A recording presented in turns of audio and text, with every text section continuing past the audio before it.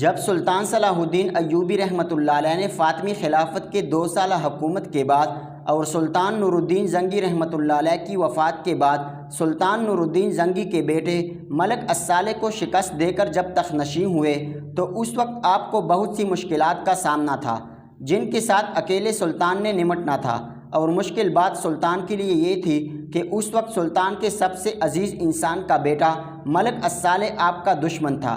سلطان صلاح الدین ایوبی رحمۃ اللہ علیہ نے تخت سنبھالنے کے بعد پوری سلطنت کا نظام اپنے ہاتھ میں لے لیا اور تمام چیزوں کا بغور مطالعہ کرنے لگ گئے۔ سلطان صلاح الدین ایوبی رحمۃ اللہ علیہ نے دن دگنی رات چگنی کر کے ایک ایک چیز کا معائنہ کیا اور پوری سلطنت کا نظام بحال کرنے کا حکم دیا۔ اتنے میں سلطان صلاح الدین ایوبی رحمۃ اللہ علیہ کو بتایا گیا کہ سلطان معظم، مصر میں کوئی ایسی مضبوط جیل نہیں جس میں بڑے بڑے قیدیوں اور مجرموں کو رکھا جا سکے۔ چھوٹی چھوٹی جیلیں موجود ہیں، ان میں سے آدھے سے زیادہ مجرم جیل میں موجود غدار سپاہیوں کی وجہ سے بھاگ جاتے ہیں اور صرف بے گناہ بچتے ہیں جو کسی نہ کسی مجبوری کی وجہ سے مجرم بن جاتے ہیں۔ تو سلطان صلاح الدین ایوبی رحمۃ اللہ علیہ نے اپنی تمام توجہ مصر کے مرکز میں بہت بڑی جیل کو تعمیر کرنے پر لگا دی، اور 2 سال کی انتھک محنت اور لگاتار کام کے بعد مصر کے دارالحکومت میں بہت بڑی جیل تیار کی گئی جس میں ایک ہی وقت میں 5000 قیدیوں کو رکھا جا سکتا تھا۔ وہ جیل خاص طور پر پھانسی کے قیدیوں اور سزائے موت کے قیدیوں اور عمر قید کی سزا کے قیدیوں کی بنائی گئی تھی، جس میں بڑے بڑے مجرموں کو رکھا جاتا تھا، اور اس جیل میں بہت سے کمرے ایسے بنائے گئے تھے جس میں سلطان کے قریب رہ کر جاسوسی کرنے والے جب پکڑے جاتے تو انہیں کڑی سی کڑی سزا دی جاتی۔ سلطان صلاح الدین ایوبی رحمۃ اللہ علیہ نے اس جیل میں ایسی چیزیں بنوائیں جن سے ان کو اذیت دے کر ان جاسوسوں کے منہ سے راز اگلوائے جاتے۔ جب جیل تیار ہو گئی تو ملک بھر سے بڑے بڑے قیدی لا کر اس جیل میں بند کر دیے گئے، اور اب سلطنت کا نظام کافی حد تک بہتر ہو چکا تھا۔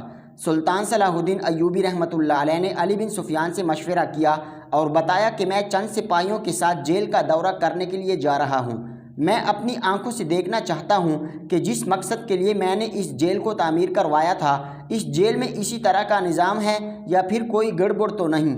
سلطان صلاح الدین ایوبی رحمۃ اللہ علیہ اپنے چند اہم اور بہادر سپاہیوں کے ساتھ گھوڑے پر سوار ہوئے اور جیل کی طرف روانہ ہو گئے۔ چند گھنٹوں کے بعد دوپہر کا وقت تھا۔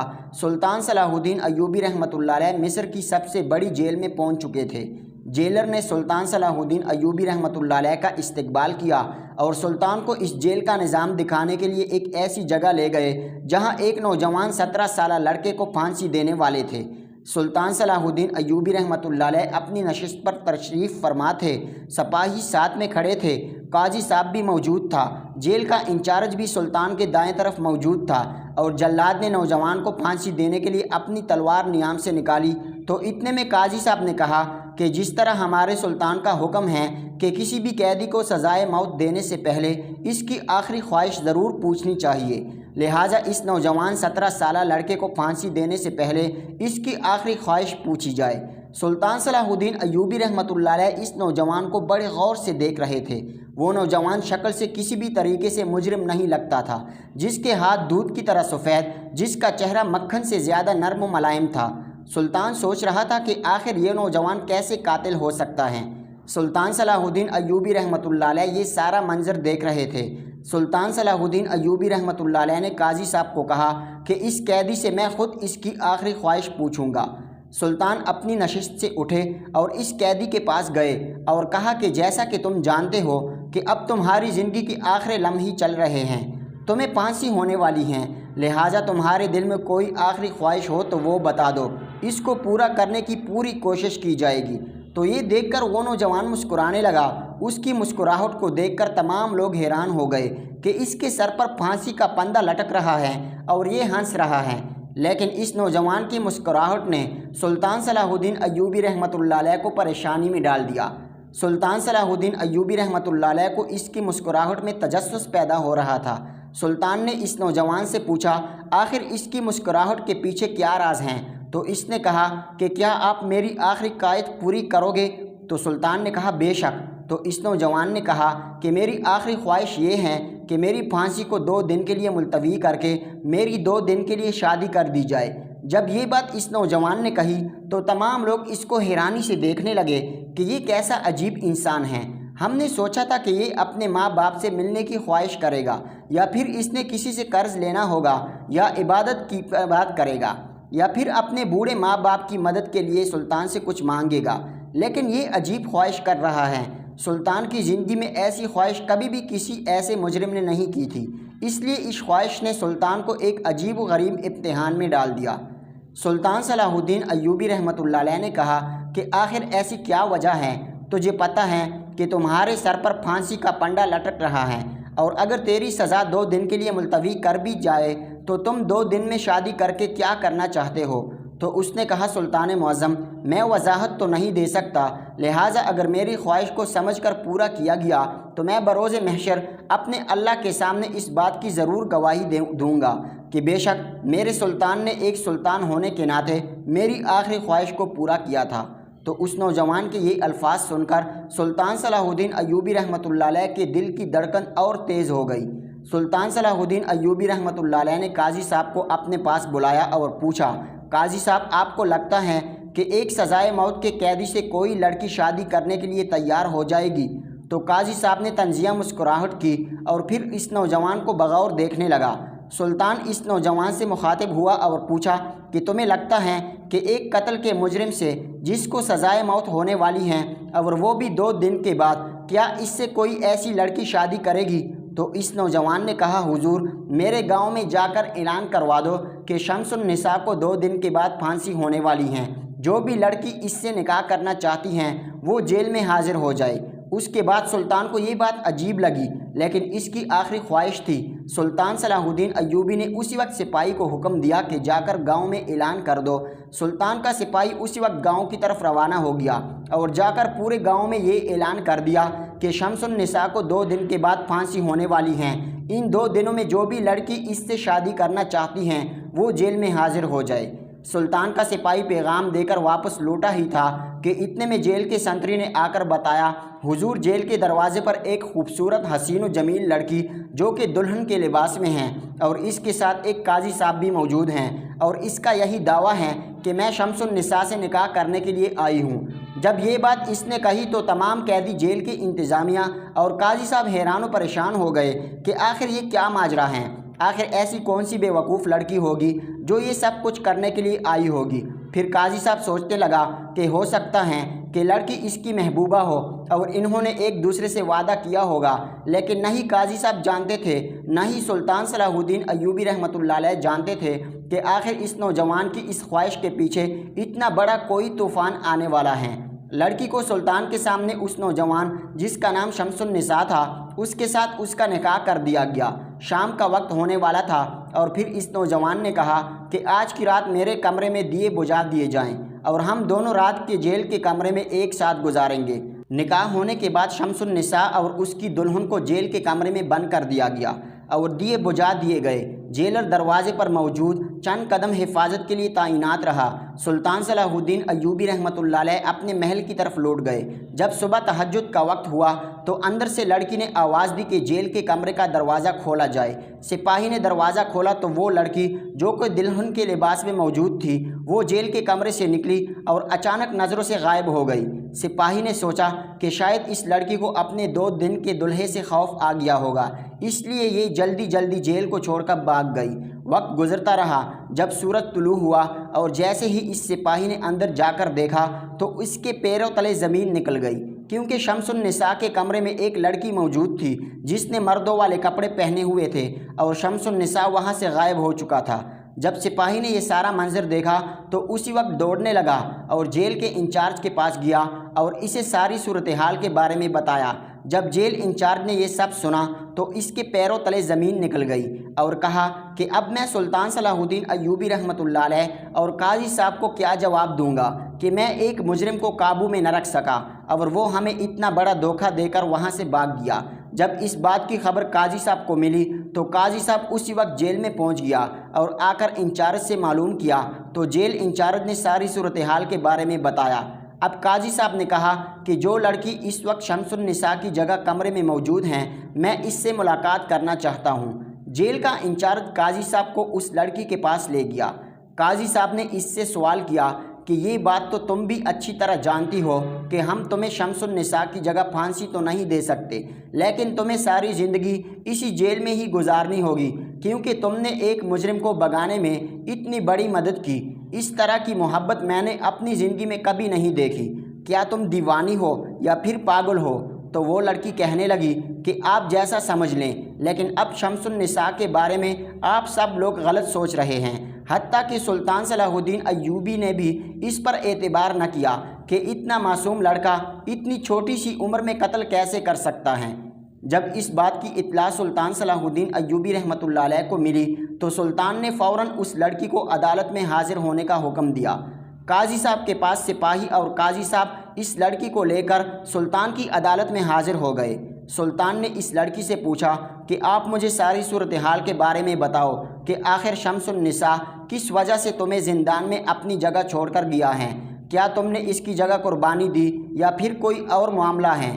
تو اس لڑکی نے کہا، سلطان معظم، بے شک میں نے شمس النساء کو بھاگنے میں مدد کی، لیکن شمس النساء نے کچھ اہم فرائض کو سر انجام دینا تھا، جس کو سر انجام دینے کے بعد شمس النساء واپس مقررہ وقت پر اپنی پھانسی سے پہلے ضرور پہنچے گا۔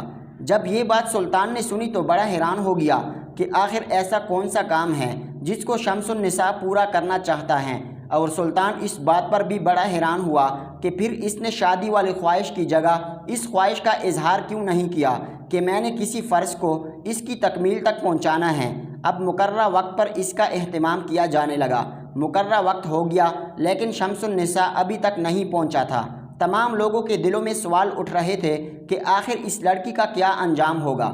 سلطان صلاح الدین ایوبی رحمۃ اللہ علیہ عدالت میں شمس النساء کا انتظار کر رہے تھے اور کہا کہ اگر شمس النساء وقت پر اپنے پھانسی کے پندہ پر نہ پہنچا تو اس لڑکی کو کیا سزا ملے گی؟ کیا یہ لڑکی اپنی محبت کے بدلے میں قربان ہو جائے گی یا پھر شمس النساء واپس آ جائے گا؟ کیونکہ تمام لوگوں کے دلوں میں یہی سوال تھا کہ کون ایسا عقل مند آدمی ہوگا جو ایک بار پھانسی سے بچ کر جائے گا اور دوبارہ گلے میں پھندے کو ڈالنے کے لیے آ جائے گا۔ لیکن شمس النساء کے پیچھے کوئی اور ہی کہانی تھی۔ چند لمحے گزرنے کے بعد شمس النساء دوڑتا ہوا عدالت میں حاضر ہوا اور آ کر کہا کہ میں اپنے مقررہ وقت پر پہنچ چکا ہوں، لہٰذا میری بیوی کو باعزت رہا کیا جائے۔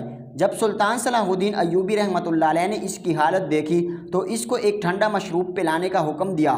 جب اس کی سانس بحال ہو گئی تو سلطان صلاح الدین ایوبی رحمۃ اللہ علیہ نے اس سے سوال کیا کہ سب سے پہلی بات تو یہ ہے کہ آخر تم نے ایسا کون سا فرض سونپنا تھا جس کو سونپے بغیر تم اپنی موت کو گلے نہیں لگا سکتے تھے؟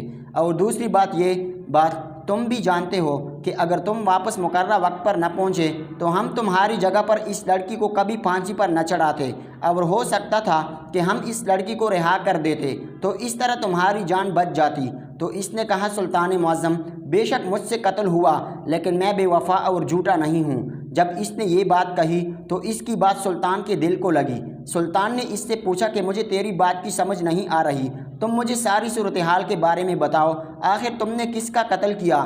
تمہیں کیوں قاضی نے پھانسی کا حکم سنایا اور تم کون سا فرض پورا کرنے گئے تھے؟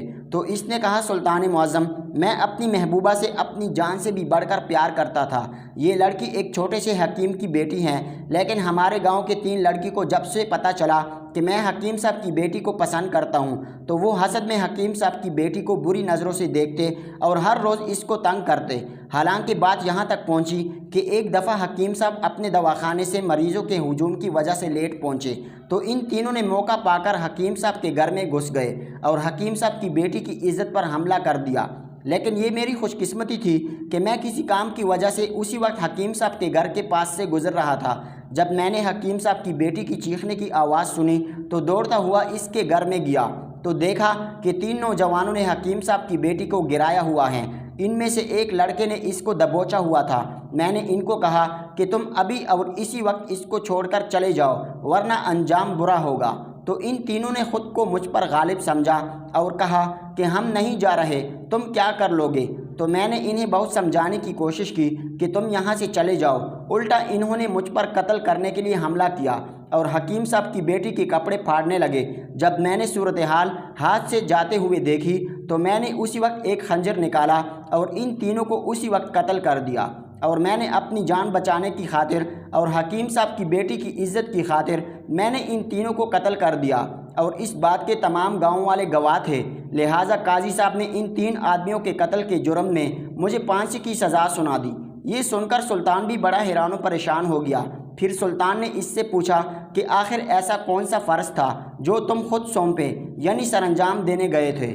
تم اس کو اپنی آخری خواہش کے طور پر بھی بتا سکتے تھے اور اس کو سرکار کی طرف سے بھی پورا کیا جا سکتا تھا۔ تو اس نے کہا نہیں سلطان معظم، ایسی بات نہیں ہے، میں اس حوالے سے کسی پر بھی اعتبار نہیں کر سکتا تھا۔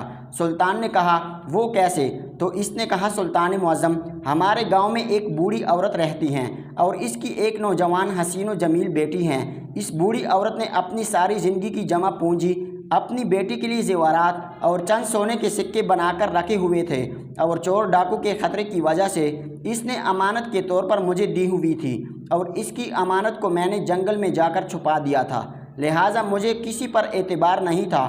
اگر میں کسی اور کو اس کے بارے میں بتاؤں گا تو وہ صحیح سلامت اس امانت کو بوڑھی عورت تک پہنچائیں گے یا نہیں، اس لیے میں اس بوجھ کے ساتھ نہیں مرنا چاہتا تھا کہ اس بوڑھی کی امانت اس تک نہ پہنچے۔ مجھے ڈر تھا کہ میرے بعد اس بوڑھی عورت اور اس کی بیٹی کا کیا ہوگا، اس لیے میں نے یہ شرط رکھی اور اسی دوران میں نے جا کر جنگل سے وہ سونے کے سکے اور زیورات نکالے اور بوڑھی عورت کے حوالے کرتے ہوئے اسے خدا حافظ کہہ کر وہاں سے چلا آیا۔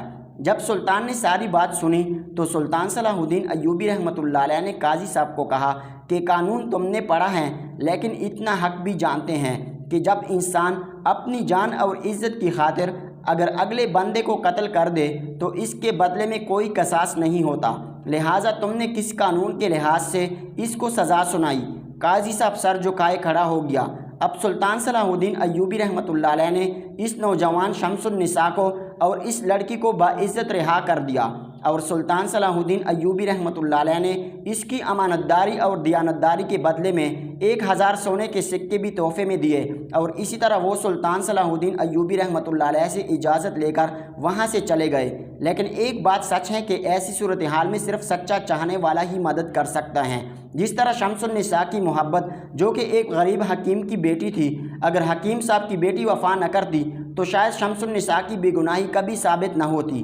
اس لیے دوستو، چاہے کچھ بھی حالات ہو جائیں، کبھی اپنے چاہنے والے کا ساتھ نہیں چھوڑنا چاہیے، چاہے حالات کس قدر سنگین ہی کیوں نہ ہو، کیونکہ مشکل وقت ہی میں تو اپنوں کا پتہ چلتا ہے۔